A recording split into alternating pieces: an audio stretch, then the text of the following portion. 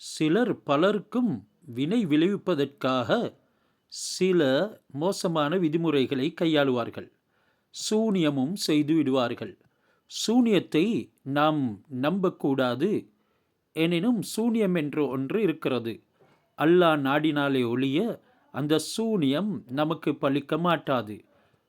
அல்லாஹ் குர்ஆனில் வமாஹும் பில் தாரின இல்லா பி இத்னில்லா, அந்த சூனியக்காரர்கள் அல்லாஹ்வுடைய உத்தரவின்றி யாருக்கும் விளைவுகளை ஏற்படுத்த முடியாது என்று கூறியிருக்கிறான். இந்த சூனியத்தை புதைக்கப்பட்டும் சிலர்கள் மேற்கொள்வார்கள்.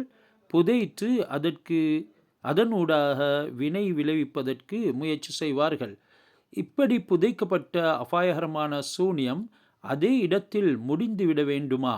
அதே இடத்தில் நாம் அதனை பாத்திலாக்கிவிட வேண்டுமா? அப்படியென்றால் இந்த முறையில் இந்த சூறாவை நாங்கள் ஓதிக்கொள்வோம். உருது பாடத்தை கற்பதுடனே அதற்குரிய வார்த்தைகளை அறிவதுடனே இந்த பிரயோஜனமான செயலையும் விளங்கி வைப்போம். ஹத்தர்நாக் தஃபன் ஷுதா ஜாது, ஜஹா தஃபன் வஹி ஹத்தம். ஹத்தர்நாக் அபாயகரமான, தஃபன் ஷுதா ஜாது புதைக்கப்பட்ட சூனியம், ஜஹா தஃபன் எங்கே புதைக்கப்பட்டுள்ளதோ, வஹி ஹத்தம் அங்கே முடிவு, அங்கேயே அதனுடைய முடிவு. சூரத்து தக்வீர், சூரா அத் தக்வீர் நமக்கு தெரியும். இத ஷம்சு குவ்விரத் வ இதன் நுஜூமுன் கதரத் வ இதல் ஜிபாலு சுய்யிரத் வ இதல் இஷாரு அத்திலத் என்று நாம் ஓதுவோம்.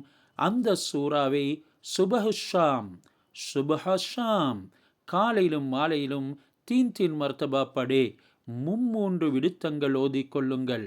और पानी पर दम करके, மேலும் தண்ணீரில் ஊதிவிட்டு பியே குடியுங்கள்.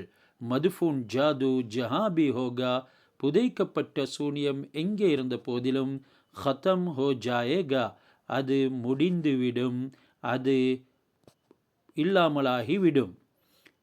खतरनाक दफन शुदा जादू जहां दफन वही ख़त्म। सूरा अत-तकवीर सुबह शाम 3 मरतबा पढ़ें और पानी पर दम करके पिएं। मदफून जादू जहां भी होगा ख़त्म हो जाएगा.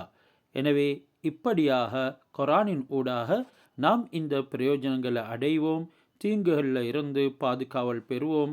அதற்கு குர்ஆன் ஒரு மாபெரும் ஷிஃபாவாக இருக்கிறது. அதனை நாம் கடைபிடித்து கொள்வோம். வாழ்க்கையில் வெற்றிகளை அடைவோம்.